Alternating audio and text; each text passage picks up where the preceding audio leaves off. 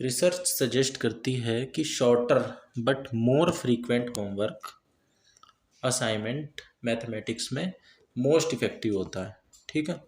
इसके बाद असाइनमेंट क्यों ज़रूरी है मैथमेटिक्स में? फॉर्मेटिव असेसमेंट के लिए, फॉर्मेटिव नेचर के लिए। तो ये इसलिए ज़रूरी है, दे आर मेंट टू, ये स्ट्रेंथन करता है लर्निंग को और हेल्प करता है मिस्टेक्स को करेक्ट करने में और परफॉर्मेंस को भी इम्प्रूव करने में ये मदद देता है। ठीक है, फॉर्मेटिव असेसमेंट। इसके बाद what does continuous aspect of continuous, और तो सीसीई में कॉन्टीन्यूअस का क्या मतलब है? कॉन्टीन्यूअस, तो कॉन्टीन्यूअस का मतलब है assessment on an intermittent basis, यानी कि लगातार बीच बीच में उसका क्या कहते हैं असेसमेंट होता रहे और एक एकेडमिक ईयर के दौरान। ठीक है, बजाय कि साल के अंत में एक बार उसका असेसमेंट कर लिया जाए। ठीक है, बीच बीच में उसका लगातार असेसमेंट होता रहे। इसके बाद what does the comprehensive aspect of, comprehensive का मतलब क्या है सीसीई में? कॉन्टिन्यूअस और कॉम्प्रिहेंसिव असेसमेंट होता है, जिसमें कॉम्प्रिहेंसिव का मतलब क्या है, इसमें दोनों चीज़ आ जाती है। कॉम्प्रिहेंसिव मतलब पूरा, स्कॉलस्टिक और को स्कॉलस्टिक दोनों आ जाते हैं एस्पेक्ट इसमें, स्टूडेंट के डेवलपमेंट से रिलेटेड। फिर उसके बाद ऑब्जेक्टिव बेस्ड टेस्ट क्या होता है, और ये ऑब्जेक्टिव बेस्ड आइटम ये होता है जो कि डिजाइन करा जाता है मापने के लिए स्पेसिफिक ऑब्जेक्टिव। ठीक है, या लर्निंग आउटकम क्या है। ठीक है, कोई स्पेसिफिक अगर हम इंस्ट्रक्शन दे रहे हैं तो उसका आउटकम क्या आया है, उसको जांचने के लिए ये ऑब्जेक्टिव बेस्ड टेस्ट बनाया जाता है। इसके बाद a test item asking what is the smallest prime number. ठीक है, ऐसा एक क्वेश्चन पूछा गया, इज एन एग्जाम्पल, ये कैसा एग्जाम्पल है और ये किस टाइप का ऑब्जेक्टिव बेस्ड आइटम हो सकता है? तो ये नॉलेज बेस्ड आइटम है, अगर नॉलेज होगी तो वो बंदा जवाब दे देगा बच्चा। इसके बाद एन आइटम, एक ऐसा आइटम जो ज़रूरी हो स्टूडेंट की नॉलेज अप्लाई करने के लिए, कि उसने कितनी नॉलेज ली एक न्यू सिचुएशन में। ठीक है, उसको क्या बोलते हैं? तो एप्लीकेशन, मतलब उसको नॉलेज है किसी चीज़ की और वो उस नॉलेज को अप्लाई कर रहा है कहीं पे किसी नई सिचुएशन में, तो उसको एप्लीकेशन बोलते हैं। ठीक है, ये सिंपल सी बात है। फिर उसके बाद की डिफरेंस क्या है दो चीज़ के बीच में, क्लोज एंडेड टेस्ट आइटम और ओपन एंडेड टेस्ट आइटम के बीच में, इन दोनों के बीच में अंतर क्या है? तो इन दोनों के बीच में अंतर ये है, क्लोज एंडेड आइटम जो होते हैं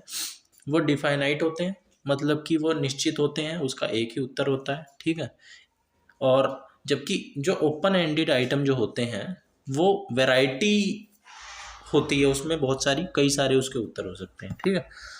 इसके बाद को asking students the average of 3 number is 84, ये हमने बच्चों से सवाल पूछा, व्हाट आर दोज नंबर्स। अब वो नंबर्स कौन कौन से हैं 3 नंबर जिसका एवरेज 84 है, ये किस तरह का एग्जाम्पल है? ठीक है, ये ऐसे तरह के क्वेश्चन पूछना किस तरह का एग्जाम्पल है, तो ओपन एंडेड है। अब एवरेज तो 3 नंबर का अगर 84 है तो 3 नंबर वो कोई भी हो सकते हैं। ठीक है, उसको 3 से बस डिवाइड करना होता है, तो कोई भी वो 3 नंबर हो सकते हैं, चाहे तो वो 81 और 2 और 1 हो सकते हैं, या छोटे छोटे भी नंबर हो सकते हैं। ठीक है, इसके बाद प्राइमरी बेनिफिट क्या है ओपन एंडेड आइटम के इस्तेमाल करने का? ठीक है, स्टूडेंट्स के लिए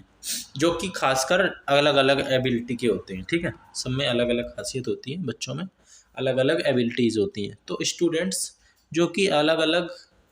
काबिलियत के हैं, मतलब उनकी अलग अलग एबिलिटी है, वो एक ही तरीके से उत्तर नहीं दे सकते हैं, तो इसीलिए वो अपने हिसाब से जैसे भी उनकी सुविधा हो, ठीक है, लिख के देना चाहें वो लिख के दे दें, ठीक है, वो बोल के देना चाहें बोल के दे दें, कैसी भी दे दें, ओपन एंडेड है, वो कैसे भी अपना वो जवाब लिख सकते हैं, दे सकते हैं, बता सकते हैं। ठीक है, ये एक कम से कम एक सही उत्तर की तरफ हमें ले जाता है। ठीक है, ये क्या है? ओपन एंड, कम से कम एक उत्तर वो अपना दे रहा है, लेकिन कोई भी हो सकता है उसका वो एक उत्तर, और ये सेल्फ कॉन्फिडेंस में मदद करती है, उसके सेल्फ कॉन्फिडेंस में वृद्धि होती है। इसके बाद एक फैक्ट बेस्ड क्वेश्चन हो सकता है, अ क्वेश्चन बैंक जो होता है वो एक स्टॉक होता है large number of test items का, ठीक है, जिसको इस्तेमाल करा जा सकता है टेस्ट बनाने के लिए, ठीक है, स्टूडेंट्स के लिए। और अलग अलग टाइम पे हम क्वेश्चन बैंक से टेस्ट बना सकते हैं, ठीक है, टेस्ट आइटम बना सकते हैं। इसके बाद मेजर एडवांटेज क्या हैं, मतलब उसकी फ़ायदे क्या हैं किसके, आइटम कार्ड का, ठीक है, आइटम कार्ड के इस्तेमाल के फ़ायदे क्या हैं। Instead of register for a bank, question bank, ठीक है, तो जो कार्ड होते हैं वो ईजियर टू डेवलप होते हैं, ठीक है, आसानी से बना लिए जाते हैं, और उसको अलग अलग सॉर्ट करना आसान होता है, मतलब अलग अलग भागों में विभाजित करना आसान होता है, उसका इस्तेमाल भी आसान होता है, उसको रखना भी आसान होता है, और वो आसानी से बच्चों को दिए भी जा सकते हैं एक एक करके, ठीक है, तो इसलिए कार्ड का फ़ायदा होता है। इसके बाद project is a type of assessment activity that is carried out in अ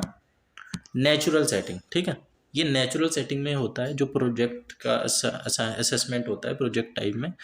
और इसमें इन्वॉल्व होती है एप्लीकेशन ऑफ नॉलेज, ठीक है, मतलब नॉलेज होगी उसको अगर अप्लाई करेगा तो ही वो प्रोजेक्ट वो कर पाएगा, ठीक है, नॉलेज को अप्लाई करनी होती है बेसिकली प्रोजेक्ट में, ठीक है, तो ये होता है। इसके बाद पोर्टफोलियो क्या होता है असेसमेंट में खासकर, ठीक है, तो ये एक पर्पसफुल कलेक्शन होता है बच्चे के वर्क का, कि उसने क्या क्या काम करा है एक निश्चित टाइम में, ठीक है, over a period of time, और ये दिखलाता है दैट एग्जिबिट देयर एफर्ट, कि उसने एफर्ट कितना लगाया, ठीक है, उसने प्रोग्रेस कितनी करी, ठीक है, इन सब चीज़ों की जानकारी होती है उसमें, और उसकी अचीवमेंट क्या है, ठीक है, उस गिवन एरिया में, ठीक है। इसके बाद a critical component of a portfolio, critical component क्या हो सकता है पोर्टफोलियो का, पोर्टफोलियो इज एक क्रिटिकल कंपोनेंट होता है पोर्टफोलियो का, जो कि उसमें शामिल होना चाहिए बच्चों का सेल्फ रिफ्लेक्शन होना चाहिए उसमें, ठीक है, पोर्टफोलियो में बच्चों का सेल्फ रिफ्लेक्शन भी इंक्लूड होना चाहिए, ठीक है, या वो एविडेंस होता है एक तरीके से बच्चे का, ठीक है, सेल्फ रिफ्लेक्शन का, कि बच्चा आखिर दिखता कैसा है, क्या है बच्चे में खासियत, क्या क्या उसने क्या कहते हैं काम किया है, क्या उसकी ग्रोथ हुई है, ठीक है, ये सारी चीज़ें उसमें आ सकती हैं। फिर इसके बाद एक जो मैथमेटिक्स का कोई एग्जीबिशन है, ठीक है, मतलब कोई प्रदर्शनी लगी हुई है, वो कैसे मदद कर सकती है एक टूल के रूप में बच्चे के बीच बीच में फॉर्मेटिव असेसमेंट के तौर पे, मतलब कि उसका बीच बीच में असेसमेंट कैसे करा जा सकता है, उसको ऑब्जर्व करके, ठीक है, कि जो बच्चा है जो लर्नर है वो पार्टिसिपेट कर रहा है, ठीक है, उसकी समझ बन रही है, अंडरस्टैंडिंग, ठीक है, और टीचर क्या कहते हैं प्लान कर सकता है उन्हीं अनुसार फर्दर लर्निंग के लिए, ठीक है, और दैट इंडिविजुअल, ठीक है, उस बच्चे के लिए आगे के लिए वो प्लान कर सकता है अपने लेसन को। इसके बाद प्राइमरी बेनिफिट क्या है मैथमेटिकल गेम्स का, ठीक है, और पजल्स वगैरह का लर्निंग में, ठीक है, बेनिफिट क्या है गेम्स और पजल्स का इस्तेमाल करना, तो ये क्या करते हैं, ये प्रोवाइड करते हैं सिचुएशन सीखने की मैथमेटिक्स में, ठीक है, जो कि बहुत आनंददायक होती है, और उसमें डर नहीं होता, बच्चे खेल से डरेंगे तो है नहीं, और एंग्जाइटी नहीं होती बच्चों को, ठीक है, और जो मैथ के प्रति जो डर होता है जिसको मैथ फोबिया बोलते हैं, वो भी ये उससे भी छुटकारा दिलाता है, गेम्स पजल्स वगैरह का इस्तेमाल करते हैं, और ये मदद करता है, तो गेम वगैरह हमें पजल्स वगैरह शामिल करने चाहिए। फिर उसके बाद observing children during mathematics activities, बच्चों को मैथमेटिक्स एक्टिविटीज़ के दौरान ऑब्जर्व करना, ठीक है, ये टेक्निक है एक असेसमेंट की, ठीक है, लर्निंग के लिए, सीखने के लिए, ये क्या कहते हैं फॉर्मेटिव असेसमेंट के नाम से भी जानी जा सकती है, ठीक है, ऑब्जर्व करना बच्चों को, ठीक है, कि वो मैथमेटिक्स में की एक्टिविटीज़ में भाग ले रहे हैं कौन कौन सी, ठीक है, तरीके से वो अपनी एक्टिविटी कर रहे हैं, ठीक है, तो ये असेसमेंट की फॉर्मेटिव असेसमेंट की टेक्निक है। इसके बाद ऑब्जर्व करना बच्चों को मैथ की क्लास में, ये एक इंसाइट भी देती है, ठीक है, यानी कि समझ देती है टीचर को कि कौन से एरर बच्चे कर रहे हैं, ठीक है, typical errors, committed alternative solutions method, ठीक है, और क्या क्या सॉल्यूशन हो सकते हैं, और सिम्टम्स क्या हैं उसकी मैथमेटिकल एंजाइटी की, ठीक है। मतलब वो डरता क्यों है, उसको डर क्यों लगता है, उसको बेचैनी क्यों होती है मैथ से, ठीक है। अगर बच्चों को अच्छे से ऑब्जर्व करें उसके एक एक एक्टिविटी को, ठीक है, मैथ की क्लास में। इसके बाद मेन पर्पस क्या है, रिकॉर्डिंग असेसमेंट रिजल्ट, ठीक है। असेसमेंट के रिजल्ट को रिकॉर्ड करने का मेन पर्पस क्या है, तो इसका सीधी सी बात है, मॉनिटर करना लर्नर्स की प्रोग्रेस को अलग अलग डायमेंशन में, ठीक है, और डेवलपमेंट में, ठीक है, ताकि उसकी होलिस्टिक ग्रोथ के बारे में उसका पता चलाया जा सके, ठीक है। तो इसके बाद आ सकता है, how does recording assessment result benefit teacher. Assessment के रिजल्ट को रिकॉर्ड करने का बेनिफिट क्या हो सकता है टीचर्स के लिए, तो इसका बेनिफिट हो सकता है, ये प्रोवाइड करती है इंफॉर्मेशन, ठीक है, बच्चों को, टीचर को, कि लर्नर ने कितना लगभग एस्टिमेट लगाना कि उसने कितना सीखा, कितनी उसने प्रोग्रेस करी, ठीक है। असेसमेंट को रिकॉर्ड कर रहे हैं तो वही सीधी सी बात है, उसने प्रोग्रेस कितनी करी, उसने कितने अप्रोप्रिएट डिसीजन लिए, ठीक है, और आगे के लिए टीचर के लिए भी डिसीजन लेने के लिए, ठीक है, कि वो उसको रिमीडियल टीचिंग करे, ठीक है, अगर कोई लैक रह गया है उसकी लर्निंग में, और अगर उसने सीख लिया है तो इम्प्रूव कैसे करे उसमें, वो और अच्छा कैसे करे, आगे उसको कैसे बढ़ाया जाए, ठीक है, एनरिच कैसे करा जाए, ठीक है। और मैनेजिंग टीचिंग लर्निंग एक्टिविटीज़, अपनी लर्निंग एक्टिविटी भी वो उसी अनुसार फिर निर्धारित करता है फ्यूचर में टीचर। इसके बाद besides conceptual knowledge, conceptual knowledge के अलावा वट अदर 3 एरियाज रिकमेंड हैं, ठीक है, रिकॉर्डिंग करने के लिए बच्चों की। मतलब रिकॉर्डिंग का मतलब वो कैमरा लेके रिकॉर्ड करना नहीं है, या ऑडियो रिकॉर्ड नहीं है, बच्चों को देखना, उसके चीज़ों को रिटर्न में लिखना, ठीक है, या कैसे भी उसको उसके असेसमेंट को इवेलुएट करके उसको नोट करना, या उसका रिकॉर्ड मेंटेन करना, समझ रहे हैं। तो ये चाइल्ड की मैथमेटिक्स प्रोग्रेस, हाँ, तो ये एनसीईआरटी ने 3 एरियाज रिकमेंड करे थे, ठीक है, रिकॉर्ड करने के, चाइल्ड की प्रोग्रेस कितनी हुई है मैथमेटिक्स में, ठीक है, प्रोग्रेस रिपोर्ट इसे हम बोल सकते हैं। तो ये एनसीईआरटी ने डेवलप करा था, ये इम्पोर्टेंट पॉइंट है। तो ये क्या क्या है, एक तो मैथमेटिकल रीजनिंग,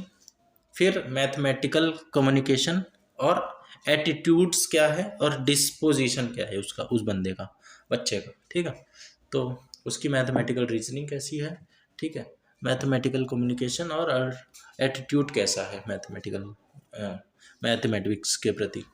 इसके बाद recording that a student is able to explain why, क्यों, ठीक है, ये पूछना कि बच्चे से ये पूछना कि ऐसा क्यों हुआ, ठीक है, और कैसे हुआ, and how she solve the problem, उसने ये प्रॉब्लम कैसे सॉल्व करी, ऐसे सवाल पूछना क्या जांचता है, क्या एक्सेस करता है, और ये किस एरिया से संबंधित है मैथमेटिक्स की लर्निंग के। तो ये मैथमेटिकल कम्युनिकेशन से रिलेटेड है, ठीक है। इसके बाद recording that a student is willing to persist with problem and does not give up too easily, वो आसानी से गिव अप नहीं करता है, हैं। तो ये जांचना क्या है, उसका एटीट्यूड क्या है, उसका डिस्पोजिशन क्या है, भाई हार नहीं मान रहा है वो लगातार प्रयास कर रहा है, ठीक है, उसकी इच्छा है जानने की लगातार, ठीक है, प्रॉब्लम से वो लगातार जूझ रहा है, और अगर नहीं जूझ रहा है तो ये भी एटीट्यूड ही दिखलाता है। इसके बाद what is a reading error in mathematics learning, तो रीडिंग एरर क्या है, ये होता है ऐसा एरर जो बच्चे द्वारा कमिट किया जाता है, ठीक है, जब बच्चा सही से उसको कीवर्ड को ना पढ़े, या तो ठीक है, या तो सिंबल्स का प्लस माइनस डिवाइड मल्टीप्लाई का गलत इंटरप्रेट कर ले उसको, या वो बच्चे उसको आगे सॉल्व करने से, ठीक है, या उसको आगे सॉल्व करना ना आए, या कोई भी प्रॉब्लम हो सकती है, तो ये होती है रीडिंग एरर, ठीक है, यानी उसको मैथमेटिक्स के जो टेक्निकल लैंग्वेज है उसके लिए, ठीक है, उसको पढ़ने में दिक्कत होना, ठीक, सीधी सी बात है। इसके बाद कॉम्प्रीहेंशन एरर क्या हो सकता है, और ये कब सामने आता है, जब चाइल्ड पढ़ने में दिक्कत करता है वर्ड्स को, ठीक है, ये तो पता है, but has not grasped the overall meaning of the question, ठीक है, ओवरऑल मीनिंग को भी वो ग्रेस्प नहीं कर पाता है। इसके बाद what type of error is made when a student understands the problem, ठीक है, अंडरस्टैंड तो उसने कर लिया, ठीक है, फिर भी वो एरर कमिट कर रहा है, पर आइडेंटिफाई नहीं कर पा रहा है करेक्ट आंसर, ठीक है, करेक्ट ऑपरेशन, ठीक है, या करेक्ट सीक्वेंस कौन सा फॉलो करना है, ठीक है, ऑपरेशन का, जैसे बोर्ड मास में उसने गलत आगे पीछे सीक्वेंस कर दिया, तो ये होता है ट्रांसफॉर्मेशन एरर, ठीक है, या उसको प्लस करना था ये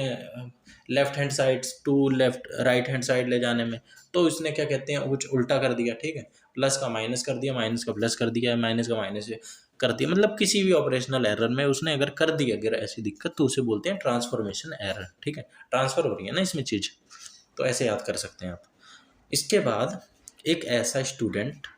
जो आइडेंटिफाई करता है अपने करेक्ट ऑपरेशन को, ठीक है, अपनी उसके सही जवाबों को, पर does not know the procedure to carry it out, ठीक है, करेक्ट तो वो कर देता है पर वो समझ नहीं पाता है कि ये हुआ कैसे, मतलब उसने तुक्के में कर दिया एक तरीके से, हुआ कैसे ये नहीं पता उसे, ठीक है, एक्यूरेटली, तो ये किस तरीके का एरर है, ये प्रोसेस स्किल का एरर है, ठीक है, मतलब उसको प्रोसेस नहीं पता कैसे हुआ, बस उसने आइडेंटिफाई करा कि ऐसे ऐसे करके करना होता है और ऐसे ऐसे उसने कर दिया, तो ये भी एक चीज़ हो सकती है प्रोसेस स्किल का एरर, ठीक है। इसके बाद एनकोडिंग एरर क्या होता है, जब बच्चा जो कमिट करता है बच्चा, जब when a student correctly works out the solution but cannot express it in an acceptable written form, मतलब वो एनकोड करने में उसको समझने में दिक्कत कर रहा है, ठीक है, तो ये क्या कहते हैं, क्या हो सकता है ये, जब बच्चा सही तरीके से तो उसको कर रहा है, ठीक है, पर वो सॉल्यूशन तक तो वो पहुंच गया, पर वो जो सॉल्यूशन को एक्सप्रेस कर रहा है वो लिख नहीं पा रहा है, ठीक है, या ऐसे कुछ हो सकता है, या वो लिख ले रहा है वो समझ नहीं पा रहा है। इसके बाद इसको एनकोडिंग एरर, एनकोडिंग को बस हम ऐसे समझ सकते हैं कि उसको समझने में दिक्कत हो रही है, एनकोड नहीं कर पा रहा है उसको, ठीक है, वो समझ नहीं पा रहा है, एनकोड का मतलब होता है यही है कि उसको एनकोड करना, समझना कि भाई इसके पीछे लोचा क्या है। इसके बाद who suggested a diagnostic process of structured interview to identify typical mistakes in mathematics learning, तो न्यूमैन, ये फैक्चुअल क्वेश्चन है, तो न्यूमैन ने ये सजेस्ट करा था कि डायग्नोस्टिक प्रोसेस जो है स्ट्रक्चर्ड इंटरव्यू, ठीक है, diagnostic process of structured interview किस लिए मदद करता है, ये आइडेंटिफाई करता है टिपिकल मिस्टेक्स, ठीक है, तो ये इंटरव्यूज़ के माध्यम से करता है स्ट्रक्चर्ड तरीके से, तो ये दिया था न्यूमैन ने 1977 में, ठीक है, इतना याद रखें आप, न्यूमैन, ठीक है, न्यूमैन ऐसे याद कर सकते हैं, नया आदमी। इसके बाद when providing assessment feedback to learners, assessment का फीडबैक देना बच्चों को, ठीक है, कि it should be conveyed individually and not in groups as far as possible, कोशिश करनी चाहिए अगर हम असेसमेंट का फीडबैक दे रहे हैं बच्चों को तो अकेले में दें, ठीक है, ये क्यों ऐसा करना जरूरी है, मगर मान लो किसी बच्चे ने अच्छा प्रदर्शन करा है और किसी ने नहीं करा है, ठीक है, तो जिसने नहीं करा है वो उसको देख के थोड़ा इन्फीरियर फील कर सकता है, ठीक है, वो थोड़ा सा अंडर कॉन्फिडेंट हो सकता है, डीमोटिवेट हो सकता है, ठीक है, तो इन सब से बचने के लिए, और अगर किसी बच्चे ने खराब प्रदर्शन करा है तो उसकी गलतियों को हम पब्लिक में ऐसे उजागर कर रहे हैं, तो वो एक उसका जो उसके को लर्नर्स हैं वो उसका मजाक उड़ा सकते हैं, ठीक है, और वो खुद शेम में जा सकता है, ठीक है, तो ये सही नहीं है, उसको जो फीडबैक देना है ना असेसमेंट, वो उसको प्राइवेटली देना है, इंडिविजुअली देना है, ठीक है। इसके बाद RTE एक्ट 2009 के अनुसार what must teacher do in regular meetings with parents, parents के साथ रेगुलर मीटिंग में क्या करना होता है टीचर को, तो ज़्यादातर हमें कोशिश करनी होती है कि बच्चे के कामों को, अच्छाइयों को हाईलाइट करें, ठीक है, apprise about child regularity in attendance, ठीक है, अटेंडेंस के बारे में बताएं, ठीक है, और उसकी एबिलिटी क्या क्या है वो बताएं, ठीक है। अच्छाइयाँ भी बताएं, थोड़ी बहुत कमियाँ भी बता दें जिससे वो सुधार कर सके, ठीक है। एबिलिटी वो सीखता कैसे है, प्रोग्रेस उसने कितनी करी है, ठीक है। और जो भी ज़रूरी जानकारी हो वो माँ बाप को दे सकते हैं, पेरेंट्स को। अब इसके अलावा पीटीएम में, पेरेंट्स टीचर मीटिंग में, ये बहुत ज़रूरी है, it is important to begin in a positive manner, ठीक है। ये एक पॉजिटिव मैनर में शुरू करना बहुत ज़रूरी है और प्रेजेंट करना दैट स्टूडेंट्स स्ट्रॉन्ग पॉइंट, ठीक है। बच्चों के जो स्ट्रॉन्ग पॉइंट है उनको पहले लाना, ठीक है। भाई बुराइयाँ बुराइयाँ बता दी, ठीक है, अच्छाइयाँ बताई नहीं। हर इंसान में, बल्कि ये तो एक स्टेटमेंट भी है, हर एक अच्छे से अच्छे इंसान में कुछ ना कुछ बुराई तो होती है, और हर बुरे से बुरे इंसान में कुछ ना कुछ अच्छाई तो होती है। तो हमें अच्छाइयाँ देखनी है, ठीक है, पहले, ठीक है। यहाँ पे how do assessment outcomes provide feedback to school administrator. तो असेसमेंट आउटकम कैसे फीडबैक प्रोवाइड करता है स्कूल एडमिनिस्ट्रेटर्स को, ठीक है। स्कूल एडमिनिस्ट्रेटर्स जो डिसीजन लेते हैं, ठीक है, वो कैसे फीडबैक मदद करता है उनको। तो ये उनको सजाता है कि इंडिकेट करता है कि इफ़ेक्टिवनेस ऑफ द स्कूल, कि स्कूल की इफ़ेक्टिवनेस क्या है, टीचर कैसे प्लान कर रहे हैं अपने उसको टीचिंग लर्निंग प्रोसेस को, और टीचर की कैपेसिटी बिल्डिंग क्या है, कितनी है, और रिसोर्स एलोकेशन करने में भी, ठीक है। ये मतलब कि स्कूल को इफ़ेक्टिव बनाने में मदद करता है, ठीक है, और टीचर को मदद करता है प्लानिंग में, ठीक है, कि भाई आप इस हिसाब से अपना प्लान बनाओ, ठीक है। अगर ये आपका वो आ रहा है, असेसमेंट आउटकम आ रहा है, तो इस हिसाब से आप बनाओ, इस हिसाब से प्लानिंग करो। टीचर की कैपेसिटी निर्धारित करने में, कैपेसिटी बिल्डिंग में, और रिसोर्स एलोकेशन में भी, ठीक है, कि भाई ये रिसोर्स चाहिए, ये आपको टीएलएम चाहिए, ठीक है। बच्चे इस तरीके से ना सीख के इस तरीके से अगर सीख रहे हैं तो भाई इस तरीके से रिसोर्स उनको प्रोवाइड करवाओ, ठीक है। इसके बाद diagnosing students learning difficulties involves 2 levels, ठीक है। 2 लेवल होते हैं बच्चों की डायग्नोजिंग, मतलब डायग्नोज करने में कि उसको क्या पढ़ने में डिफ़िकल्टी आ रही है, ठीक है। पहला होता है आइडेंटिफाई करना स्टूडेंट्स को हु नीड रिमीडिएशन, ठीक है, किसको ज़रूरत है रिमीडिएशन की, और डिटरमाइन करना कि क्या एरिया है, स्पेसिफिक एरिया कौन कौन से हैं वीकनेस के, ठीक है। तो पहले तो बच्चों को आइडेंटिफाई करना और फिर उसके बाद उनके वीक एरियाज़ को आइडेंटिफाई, स्पेसिफिक एरियाज़ को आइडेंटिफाई करना,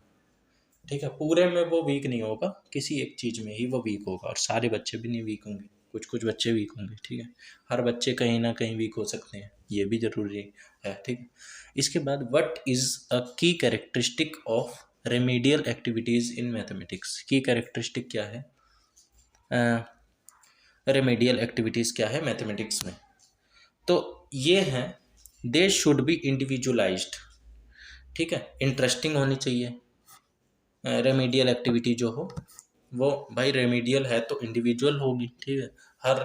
किसी की जो रेमेडी होती है वो अलग अलग होती है, हर किसी की प्रॉब्लम अलग है तो रेमेडी भी अलग अलग होगी। तो ये इंडिविजुअल होनी चाहिए, इंटरेस्टिंग होनी चाहिए, जाकि जिससे बच्चे आनंद लें, ठीक है, बोर ना हो।